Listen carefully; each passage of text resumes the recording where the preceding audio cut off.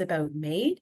And I think that the piece of this is probably for most of us, it is really on the forefront in our professional pieces. I also think that, in quick conversations with people, there's personal pieces with this, depending on our loved ones and where they're at. So that being said, and I don't see Kevin on my screen because I I'm don't here see everyone. now. Yes, you're here. Thank you so much. I was like, I better confirm he made it in. Thank you, Kevin. I just wanted to introduce Kevin as a senior ethicist with the Health Ethics Alliance at Sunnybrook Health Science Center. The Alliance provides ethics support to a variety of large and small hospitals and community-based health organizations. He has been practicing ethicist, that is going to catch my tongue, at CAMH and the Toronto Central Community Care Access Centre. He is the outgoing chair of both the Canadian Association of Practicing Healthcare Ethicists and the Community Ethics Network, and has previously served as president of the Canadian Bioethics Society. A registered occupational therapist, Kevin is an assistant professor in the Department of Occupational Science and Occupational Therapy at the University of Toronto. Kevin, thank you for joining us today. I will ask before you jump in and then I give you the floor. You have your hour for questions. Do you want people to put them in the chat, hold to the end, ask as you go? Please ask any questions, especially if they have to do with clarifying the content as we go, so that we clarify it as we go. You can put it in the chat, and if I don't notice it fairly soon, can somebody just alert me to that? I can do that. Or you can just raise your hand or just shout and say, wait a sec, you've lost me, or whatever you might want to say. So that should work. Perfect. Thanks, Kevin. The floor is yours. Okay, and thank you for asking me.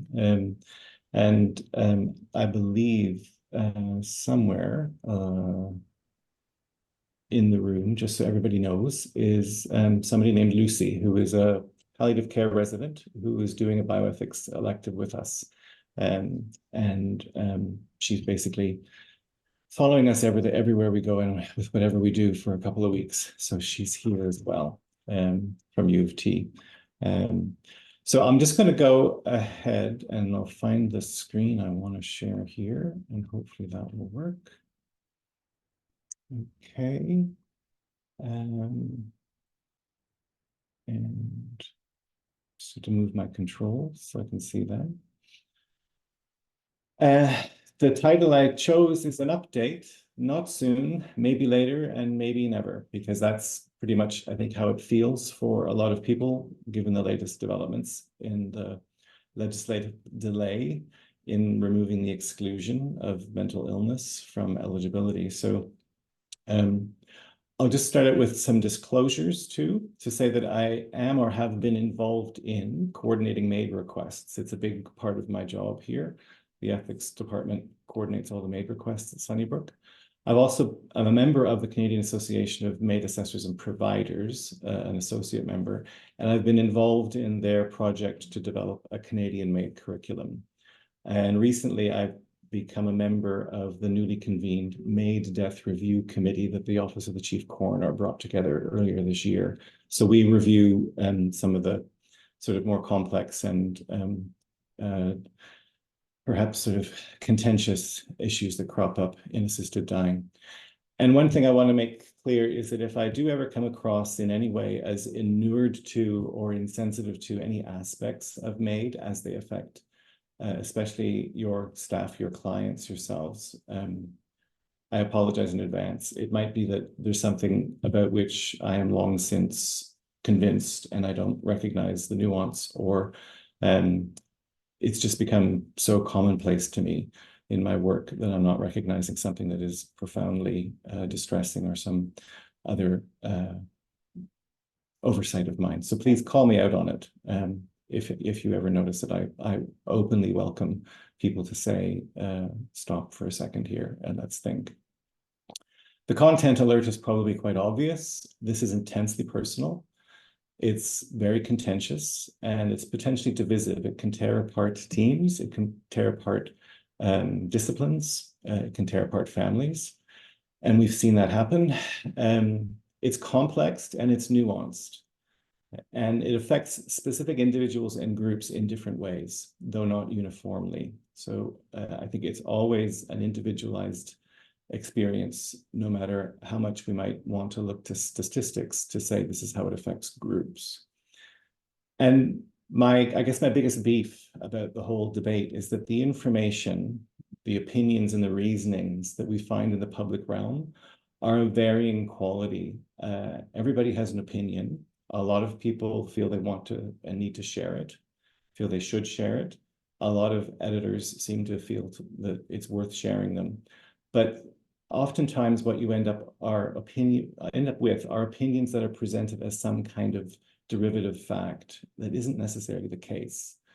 And that's part of what might come up today in commenting on certain things. The other thing to note is that currently, under the law, and under the law as it has been since 2019, mental illness doesn't exclude anybody from eligibility, as long as it's not the only condition contributing to their grievous and irremediable condition, which overall makes them eligible.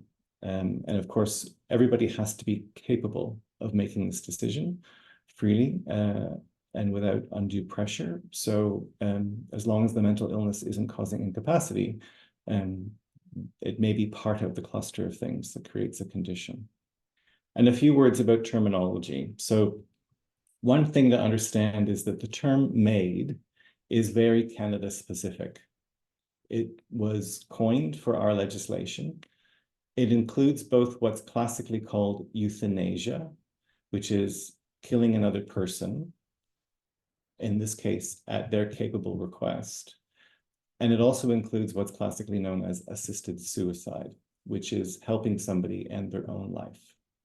So in the first instance of euthanasia, that's where under our law, a medical doctor or a nurse practitioner, because it enables both in this country, would actually administer medications that bring about the end of somebody's life. If it were a case of assisted suicide, which our law also embraces, it would be a case of that MD or NP giving the person who wants to end their life a prescription, which they can then get filled by a pharmacist, and then they take the prescription home and they have the substance that they would ingest themselves at the time when they want to end their own lives. And just to be clear, whenever we're compared to other jurisdictions, not every other jurisdiction allows both. So in the US, where I think it's now 13 states out of 50 allow assisted suicide, they only allow assisted suicide. The only thing you can have there is a prescription from the doctor. You get it filled, take it home, keep it there, hopefully safely, until it's your time and you decide the time you want to take it.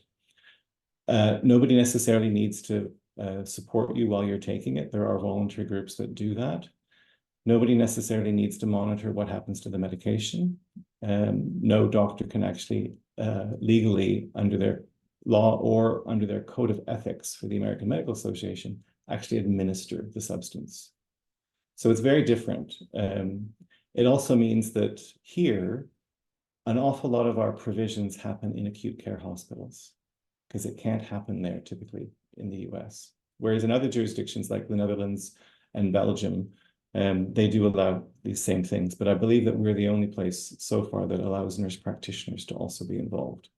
It's always within criteria and safeguards that are defined in the law, and there's never any obligation on anybody's part to be involved or to go ahead with this. And it's contrary to popular chatter, it's not a right. No one has a right to assisted dying in Canada. You have a negative right to be free from interference if you want to pursue an assisted death. And you have the freedom to ask to be assessed. But nobody actually has the right to assisted dying. The other thing about terminology is that in the documents and the legislation, the terms mental illness and mental disorder are used by different authors. So the lawmakers tended to use mental illness. And then disorder is used by clinicians because it's the term that's used in the DSM. the Diagnostic and Statistical Manual. And thus it's used in some reports that are authored by clinicians. So there's this phrase that has now come into being, which is MAID, where MDSUMC. And this is mental disorder as the sole underlying medical condition prompting a request for assisted death. So whenever you see MDSUMC or MAID, where MDSUMC, that refers to the situation that is currently banned under law. It's explicitly excluded. So those are the words. And please do ask to clarify at any point if you need it. All that aside now, I'm just going to proceed with a little bit of tiny bit of history. And then we're going to focus on the kinds of concerns that I think come forward in this context. And there's lots more information, endless amounts of information that could be shared about the history and the trends, and we can talk about that if anybody has any questions or wish to see that. So this is just a very, very brief legal history that you will likely find familiar, but just to review it all. Back in 1993, Sue Rodriguez made an unsuccessful bid at the Supreme Court of Canada to be allowed an assisted death. She lost with a split court, 5-4 against. She died the year later. She died after ingesting a substance through an unknown assistant. Nobody was ever charged in that.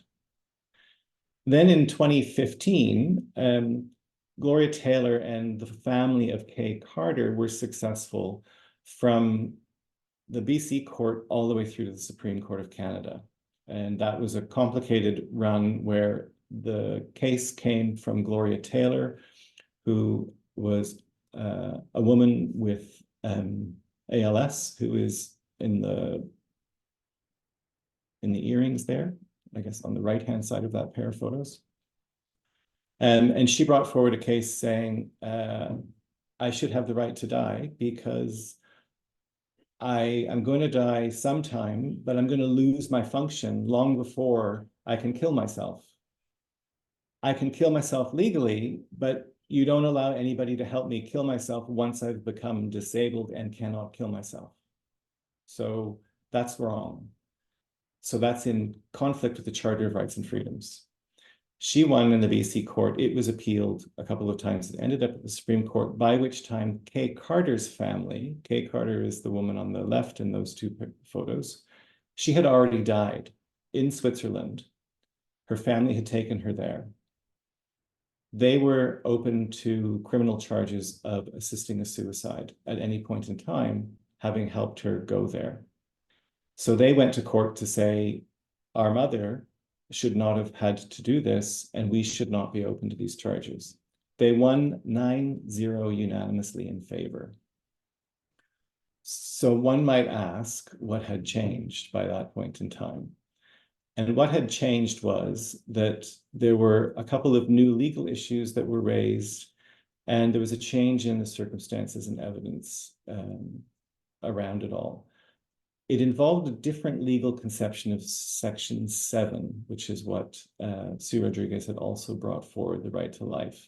So it's a kind of, again, it's a nuanced argument, but it also related to the idea that law must not be overly broad or grossly disproportionate in the effects that it has in protecting one group over another. And that's where this was different. So in June of 2016, after a couple of delays, because the Supreme Court said the government had to change the criminal code, which expressly and completely prohibited assisting suicide was partially decriminalized. And at that point, it was restricted to people who had a reasonably foreseeable natural death. Subsequently, Nicole Gladue and Jean Truchon in Quebec brought a case against Quebec's law. Quebec has a separate law, always has had a separate law, similar to Canada's on the whole, but slightly different in certain ways. But brought a case against both Quebec and Canada saying, you're discriminating against us because we don't have what you call a reasonably foreseeable natural death. And this means we may live for decades in what we call intolerable suffering. And that's not fair. And that trounces our rights under the Charter. So they were successful. And then in March 2021, amendments were made to the criminal code, which meant that eligibility was extended to those for whom that did not have a reasonably foreseeable natural death. It also brought in what was called the waiver option. So in some cases, I'll explain it a bit later, you can waive the final consent at the point of administration in certain cases under certain conditions. But at this point in time, because the law now was extended to those without reasonably foreseeable natural death, it, by definition, included those who only had mental illness. And if the argument was that they were eligible under all the criteria, then they should be able to access this. So in order to quell the concerns about that, the government put in what was called an exclusion, a sunset clause. And the sunset clause states explicitly, a mental illness is not considered to be an illness, disease, or disability for the purposes of this act, basically. So in paragraph 2 above, it says that if you have an illness, disease, or disability that's grievous and irremediable, and all these other things, you qualify for assisted dying. This line says, if that's mental illness alone, you don't. So explicit exclusion until 2023, when this sunset clause would simply disappear from the law. In 2023, it was extended for another year, which is a little bit like what happened in 2015 when the government didn't get its act together to change the criminal code in the first place, and they needed an extension. And then again, it's been sunset further, and it's now until March 2027, which effectively punts it down the road until after the next election, whenever it happens, and possibly into a conservative government who really want to repeal the changes from 2021 anyways. So we'll see what happens with that. So at the moment, we're operating with a law that still explicitly excludes anybody who has only mental illness as their underlying condition.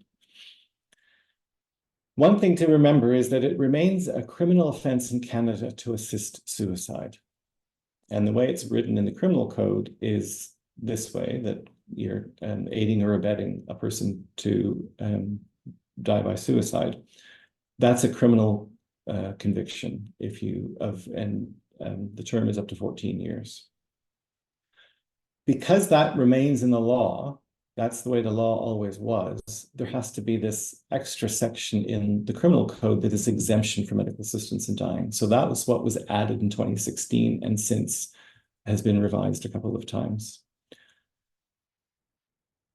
That exemption is commonly called the Carter carve-out because of the Carter decision, which is what it was called when it went to the Supreme Court finally. And it distinguishes MAID from that criminal act. This is the negative right that we've got. This is why it's so important to keep that law there, because people do still, unfortunately, very few people, and in not very many cases, end up aiding, abetting, cajoling, doing all sorts of things to help or provoke people into dying by suicide. So it's really important that we have that law and that there's only a partial decriminalization. So presently, the way our law works, we have one set of criteria for everybody, but then two sets of safeguards, sort of procedural safeguards. So these are the criteria that everyone has to meet in order to request and be found eligible. So you have to be capable of making this decision. It has to be a voluntary decision. You have to be 18 or over, which is a strange anomaly given that our healthcare law doesn't specify such an age. For some reason, the Supreme Court of Canada specified 18. They used the word adult, and that meant 18 or plus. So this could change. It doesn't have to remain within the realm of what the Supreme Court stated. You have to have a grievous and irremediable condition that causes intolerable suffering, and you also have to be eligible for OHIP or an equivalent government-funded healthcare, which is intended to exclude anybody who comes for assisted dying tourism, as they say. So what happens in Switzerland cannot happen here. Nobody can come here unless they've got have it here unless they've got OHIP or equivalent. And then there are two procedural streams: reasonably foreseeable natural death and non-reasonably foreseeable natural death. These two safeguards are required in both streams: signed, witnessed request and consent form. It serves as both. And then two independent assessments of eligibility that find you eligible. Under the stream where you have a reasonably foreseeable natural death, there is no wait period. There was once a 10-day reflection period. You have to give your final consent. The initial consent is when you sign the form. The final consent is at the time of administration of the medications or substances, unless you've taken advantage of the waiver that's now available, which is an arrangement with the provider, and it's only available where there is a risk of incapacity, and it has certain criteria that has to be met. Primarily, it has to be a written arrangement between the two of you. Where there is no reasonably foreseeable natural death, there is a minimum 90-day assessment period. That's a minimum. It can take years if it needs to, but it's a minimum 90-day assessment period. And that assessment period has to involve someone who has expertise in the condition. So the expertise may lie in one or the other of the assessors, but if neither can say that they have expertise, they have to find somebody who does have expertise to consult with them on the condition. Doesn't mean they have to assess the person, they have to consult on it all. You have to have final consent, capable consent at the time of administration. There's no waiver option available. So you're required to maintain capacity throughout. The only time that capacity comes into this is if you're at risk of losing capacity, they might be able to shorten the 90-day assessment period. Just out of interest, the national stats that were published last year show this kind of graphic incremental increase in the number of MAID deaths in Canada. And you'll see the last 2 years, the red bit at the top is the time for which the law had changed and people without a reasonably foreseeable natural death can access assisted dying. So in 2021, it was for about 6 months of the year. In 2022, it was for 12 months of the year. And those are the percentages that arose. So overall, at this point in time, when these stats came out, there had been just shy of 45,000 MAID deaths across Canada. They represent 4.1% of all deaths in 2022. So under 5% still. And then the red is those that are non-reasonably foreseeable natural deaths. So it was 2.2% in 2021. And you might think that it would double then by 2022 because it was only 6 months available in 2021, now fully available in 2022, but it didn't double. So we'll see what happens as the statistics for 2023 and 2024 are assembled, what the numbers do. There's much conjecture about whether the numbers are going to continue to rise like this or level off as they have done in other jurisdictions. We just don't know. So to try to put it in a more graphic context, if this is all deaths in Canada, roughly speaking, those are the MAID deaths. And then of the MAID deaths, all the blue ones, all of them would be reasonably foreseeable natural death, except those ones in 2022, let's say, which are non-reasonably foreseeable natural death. Out of interest, if you look into the green circle, there's a dot in there, and that may be, we don't know at all, whenever MAID is available to people for whom mental disorder is the sole underlying medical condition, We don't know what percentage of the overall deaths will be MD-SUMC related, because it depends on who you talk to, which psychiatrists you talk to. Some will say they've met 3 people in their career who would be eligible. Other people say a chunk of their current caseload would be eligible. So we just don't know. We also don't know the difference between those who ask to be assessed and those who follow through. So we'll have to see. Probably more importantly, for you lot, if you think about the inquiries that you're getting, then the blue is just, let's say, all MAID inquiries. And the vast majority of those are going to be people who have mental disorder as a sole underlying medical condition. So it's big for you, even if it's tiny in another representation. And of all those, there may be some where it isn't actually the case that mental disorder is a sole underlying medical condition. So some of your clients may already have opted for this.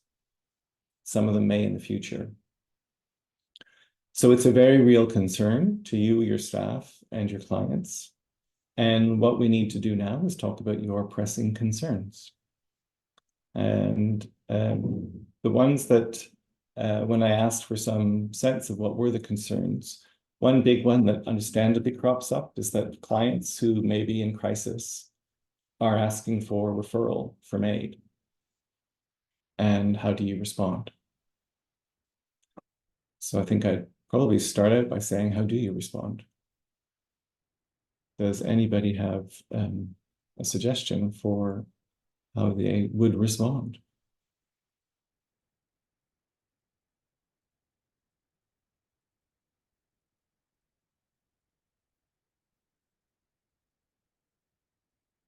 I suspect somebody's had to respond.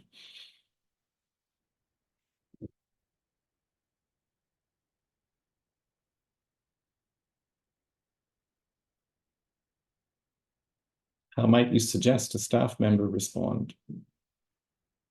They come to you saying this.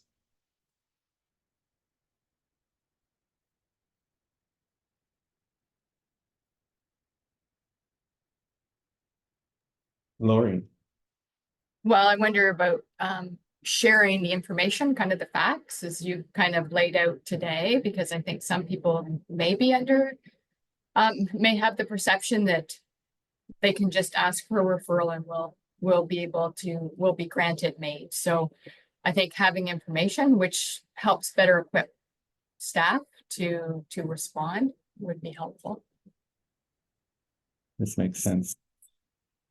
This may actually be still too sensitive a question to raise. So I won't belabor it any longer and just give you what those of us who've talked about it and spoken to people who have had to do it have kind of learned and understood. So remaining open is usually a very good idea, and affirming that this is brought about by somebody's suffering and that it's clearly suffering that is of such significant proportion that this is the kind of thing that they're talking about. In some of the cases where the clients are in crisis, you may actually recognize that this is the mental illness talking. It's not the person affected by mental illness talking, and you will have to judge those things and offer some response that is tempered according to what you understand of the person and their situation. But as you just suggested, Lori, offering the factual details is fairly safe. And it can go so far as to actually reviewing the eligibility criteria. Because when people have done this in the past with patients who've asked or clients who've asked who aren't eligible, the clients will often see it themselves when they start looking at the actual wording that is associated with eligibility. So there is an FAQ from the Ontario government that's available online. Many agencies and institutions have created their own. So you may want to create your own that's in more friendly language for the clients with whom you work. One thing that is always proven useful for us, and it may do for others, is emphasizing that the person's not eligible now. And for many of your clients, it's because they're excluded at present. So it might be helpful to recognize that they may feel they meet the eligibility criteria, and they're just explicitly excluded from eligibility at the moment. And that may help. It may make people more frustrated, but then if possible, with some clients, certainly not with all, you may end up wanting to suggest self-advocacy options, if that's useful. And that can include things like writing to their MP to say, I feel this is unfair, writing to the health ministers, both provincially and federally, and writing to others. You've noticed a lot of people have gone to the media. I would personally not recommend that. It tends to offer a kind of skewed story. But while they might want to be advocating for assisted dying and access to it, they may also be wanting to advocate for improved services, which I think is what most of us would also want to see. So another pressing concern is where peer support team members are involved, and many will be experiencing high moral distress in this context. So again, proposing some of the same things. So remaining open, affirming their distress because it's very real. Again, the factual details, the eligibility criteria, review the safeguards so people understand what the law says. My comment earlier about the opining that is in the media and is now becoming increasingly rampant in the kind of non-mainstream media, podcasts and other websites and things, it often gets the facts wrong, which is problematic. And to that end, there are a number of high-profile media stories in which there are significant gaps in the details. And these are inherent when families or clients go to the media, because the media doesn't want to report the nuanced detail. It wants the catchy story. It wants the high emotion content. And also by default, the healthcare practitioners who are involved with some of these people cannot actually speak to the media. So I've been in the position of speaking to people who are in the media, being profiled in the media, and I could never share what I might know about that person's bigger story that might be very different to the story that's being shared in the media. And that's just by virtue of working in the field. You become aware of these things. And for what it's worth, and this is not to say I in any way would expect to be diminishing the distress that people are feeling, but everybody who works in the world or lives in the world of disability basically is talking about struggling with this. And the extending access to those for whom there is no reasonably foreseeable natural death has meant that a lot of people now struggle with this, both personally and professionally, because they see people making choices that they feel threatens their own integrity.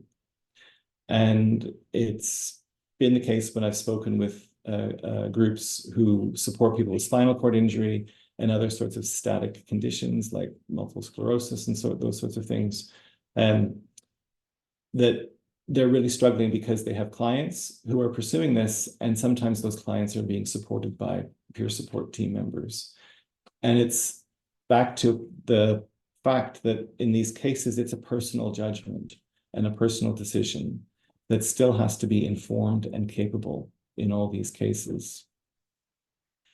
And that sometimes where somebody is really struggling with what they're reading in the media, it might be, or what a client or another peer is considering, it might be interesting or useful to try and consider the stories of those persons and what those persons' experience has been, in order to understand why they're making this choice that most people would not make.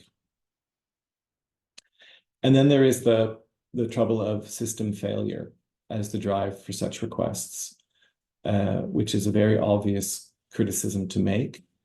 And what do we do when we see social determinants of health seem to be involved in somebody's request for assisted dying? And does it make a difference if the client identifies this as a factor or if we identify it as a concern because we know that their housing is lousy, their benefits are inadequate? One of the things that keeps striking me is what would result from adding further safeguards? So if we said something like you have to consider social determinants of health when determining eligibility, would some clients simply say, my housing is no problem. Yeah, it's crap, but it's no problem. The way some clients will say, I have no plan for suicide. Will people learn how to work around what the assessor has to ask in a way that means that it doesn't become an issue? How do we actually introduce some other safeguard that doesn't create a barrier to some people for whom it's not an issue if we identify this in a blanket way as an issue? And then what do we make of the gaps in services? The law refers to available supports. The client has to be informed of them and they have to give them serious consideration. But what does it mean? That they're just available. And if they're not available, we can't make them materialize. But we can always explain that these kinds of services would help if we can make them happen. And that may take some time. It may take 2 years. It may take 5 years. The housing problem may be solved in 5 years, 10 years. With that information, can a capable person make a decision about whether they want to wait or not? These are the kind of questions that crop up when you start exploring whether or not we should parse out these safeguards and make them what some people consider stronger and what other people consider more of a barrier. Similar concerns were explored in recently published reports through the last few years. So there's an expert panel and a joint special committee. So the 2 reports, one from the expert panel on MAID and mental illness was published a couple of years ago. That was a group of clinicians and lawyers and such who considered it and went through the concerns in detail and published their report. And their report landed on the idea that we can actually go ahead. There are adequate safeguards in place and we should be able to make that sunset clause evaporate without concern. Well, not without concern, but without having to delay it further, that we're ready to work through this in reality. And then the Special Joint Committee, it's called AMAD for Aide à Mourir, Assisted Dying. Its report came out earlier this year and had a differing view. That committee's meetings were largely recorded and are still available on the parliamentary website. And it's an interesting thing to see the kind of testimony that was brought there, which again is not necessarily of consistent quality, I would say. But the expert panel recommendations included things like having a practice standard for clinicians involved in MAID, and that's been developed. That irremediability has to be a shared understanding between the requestor and the assessor. And that's a established practice already for many practitioners. That we should be using standardized tools for evaluating capacity. That housing and income supports must be seen as part of the means to relieve suffering, of which the person needs to be informed, and they need to be discussed and given serious consideration, which in the expert panel's recommendations needs to be considered, seen as genuine openness to trying those means. Requests have to be consistent, durable, and well considered, which means consistent with values and beliefs. The request has to be unambiguous and rationally considered during a period of stability and never during a crisis. Not during a crisis ever. And then there are special situations of involuntariness that they spoke about in terms of people in certain circumstances, like incarcerated individuals, and reasons to, or ways in which to consider those specially. So in their mind, it was enough to proceed. And the question is all this enough to proceed with making the exclusion of people with mental illness disappear? The AMAD report saw it differently, and in summary, they said it should not be made available in Canada until it can be safely and adequately provided. And that 1 year prior to doing so, they would reestablish this special joint committee to verify the degree of preparedness. And so for me, what that brings up is the obvious question of how will consensus ever be reached on that first requirement? How will we ever collectively decide what we have now is a safe and adequate system in a context that doesn't present any kind of pressure? And then what will preparedness include? And I refer again to 2016, which is when we weren't at all prepared. The Supreme Court had a finding, made a decision, the law had to be changed, and it was changed, and everybody scrambled to try to figure out how to operationalize this. So I think one of my concerns is that in the run-up to what was supposed to be the sunsetting of that clause in March of this year, work finally began on a number of fronts to try to think through how to operationalize the assessing and providing for people for whom mental disorder is a sole underlying condition. When it was delayed until 2027, all that work stopped pretty much. People who were employed to do that work were redeployed. They were let go. Committees were dissolved. So we're going to end up potentially with a repeat of 2016 if we end up between now and whatever time we actually make this happen with another Supreme Court decision that says, sorry, this is unconstitutional, you have to end this exclusion, which is what might well happen. And that's another distinguishing feature of the law in Canada, which is that the law wasn't changed because an MP decided to table a bill.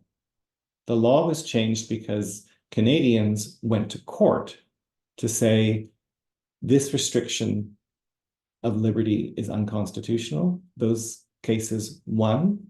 Those cases required the government to change the law according to the Supreme Court decision. So this may happen again on the grounds of mental disorder for sole underlying medical condition. Other things that crop up in the discussions around this are how to manage conscientious participation, abstention, hesitation, confusion. This has been an issue since 2016. Managing all of this in practice, we have legal anxieties. Some of you may be registered social workers and know that the College of Social Work had a bit of a freak out back in 2016 and didn't quite know what to do with this, and therefore said, no social worker can be involved because you may be aiding and abetting a suicide. The law makes it clear that that's not the case. And then remaining on the legal side of assisted dying and not venturing into assisted suicide is partly about navigating the client and the family expectations and having very clear resources for staff and clients and families so that people understand the difference and the limitations, and then give people opportunities to discuss, clarify, reflect, and understand. And that includes staff training and maybe consults around specific client requests or situations and debriefs. And then this is really, I think at the heart of it is that what you're trying to do is manage in what's a recovery-oriented context, this apparent counterintuition, this contradiction of supporting MAID requests to whatever point you can, because it seems to fly entirely in the face of a recovery-oriented context of practice and framework of practice. And the other issue that may crop up is about effective referrals. So where a client makes a request, you may find you want to make sure they get connected with somebody. And in Ontario, it's fairly easy that they can be advised to call the MAID Care Coordination Service, which is run by the Ontario government. And that puts people in touch with MAID providers and assessors who can see the person. So that's as much as I've got at the moment. I don't know if anybody has any specific questions or situations they want to share.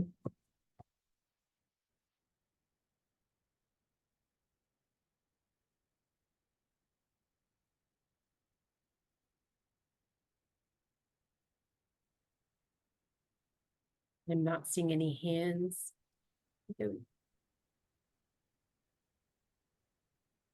I'll keep talking if you want, but I don't know that you want more because it's a lot.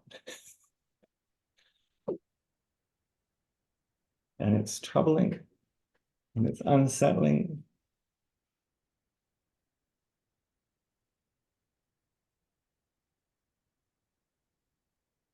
Go ahead, Lori. Well, I was just gonna say, I mean, we've been talking and about this for a while, and I think felt a bit of a sense of urgency when we thought that everything was going to change a few months back, and hearing that staff had clients asking, you know, a lot about this. I think probably everybody is, I don't know, a sigh of relief, or just thought, okay, well, we can put this on hold a little bit for now, until there's more direction. But knowing that there's still maybe people coming in and asking questions, I think it's helpful for, you know, the staff to understand where we're at right now. So I really appreciate you coming and sharing this with us.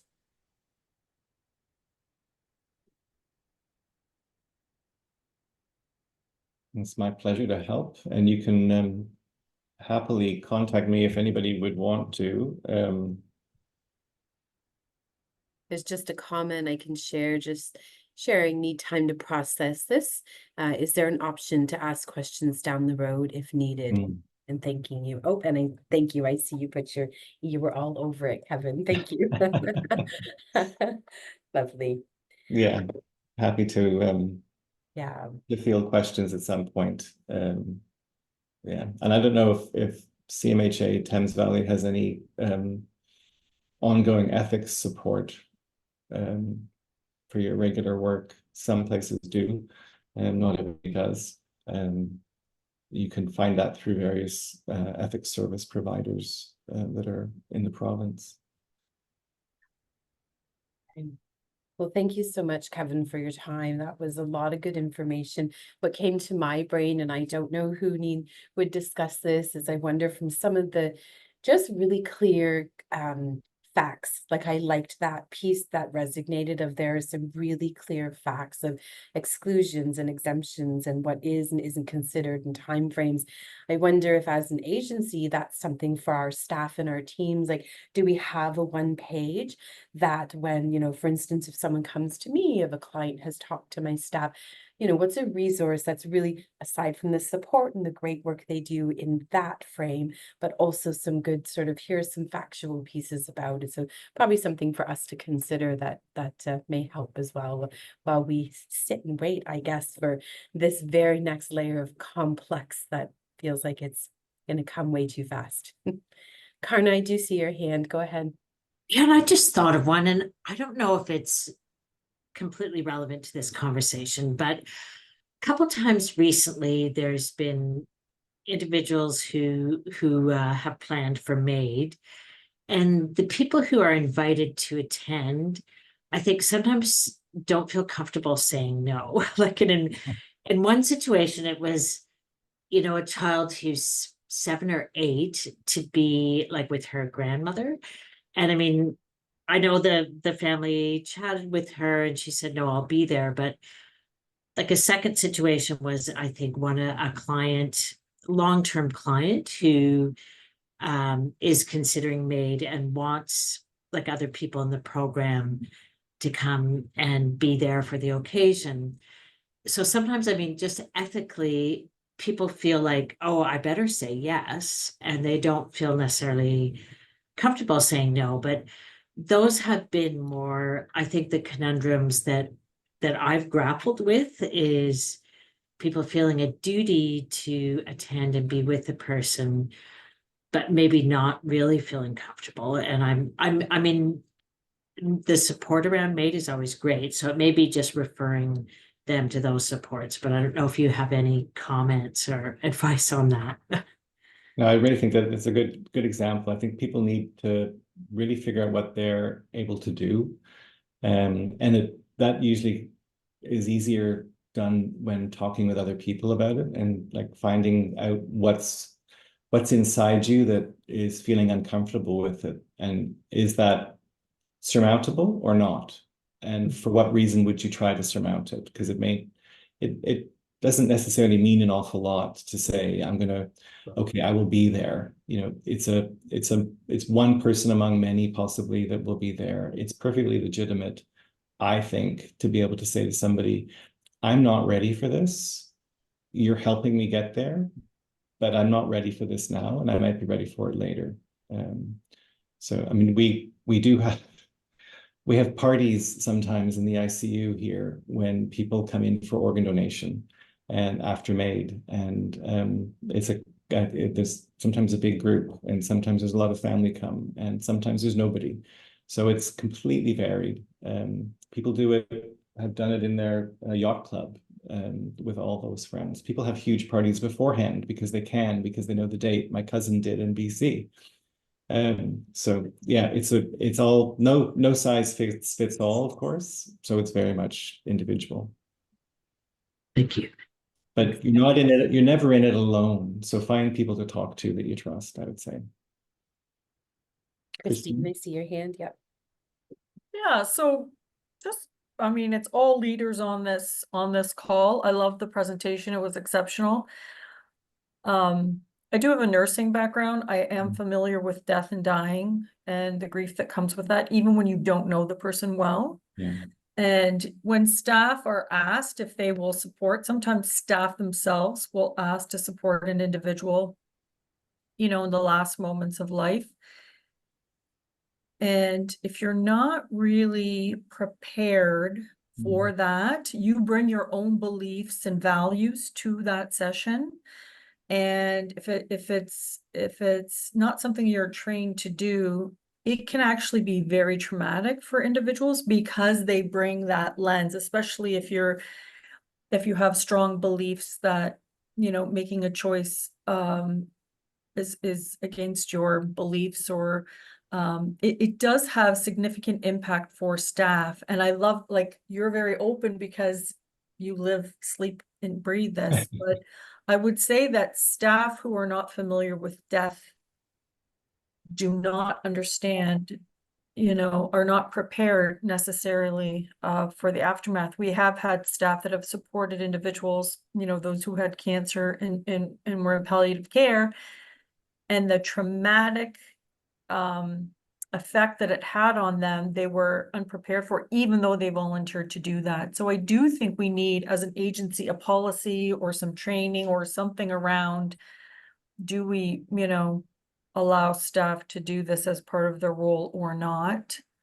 And when you say there's a lot of people around, sometimes I still don't know if staff really know what they're signing up for, to be honest, because it's not for everyone.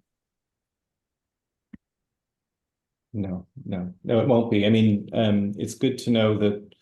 I don't know if the situations to which you were referring were what would be deemed natural deaths through cancer versus an assisted death through cancer. But I think the strange thing is that the people who work in assisted dying regularly talk about it as the most rewarding work they do, which seems odd at first blush, but it's actually quite extraordinary because in almost all these cases, you're working with somebody who's chosen to exercise their last act of autonomy, and they feel very, very empowered by the process that's allowed them to do this. And in a lot of cases, in the majority of cases, they're actually doing this to, get one up on the disease that's killing them.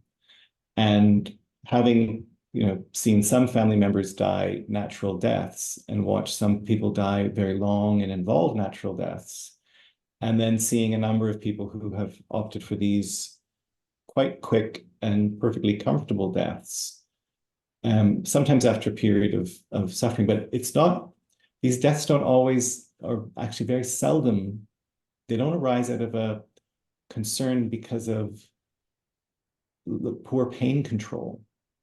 It's the psychological suffering that most people are assuaging by opting for the control of an assisted death. So, and they do it in advance of the pain at the last bit, or in advance of having to have major medications because of the pain. So it's a subset, very much a subset of death experiences. And it can often be quite extraordinary because the person is so ready for it and so at ease with it. It's a very different place to where other people can be. So, but again, it's always an individual thing. And a really good MAID practitioner also talks through the process with everybody who's going to be there to say, this is what to expect on the day. It'll be remarkably quick because it takes 5 minutes. So do all the goodbying beforehand, because at the point of the first medication, the person goes to sleep. Yeah, there are ways, there need to be, and there are people who are sort of specialist practitioners in this kind of grief and loss. It's a kind of emerging specialism, I guess. But a good comment that when staff are getting involved, it's very important that you help them understand that for which they might be signing up, because it's hard to know. And you're under enough stress as it is. Good Lord.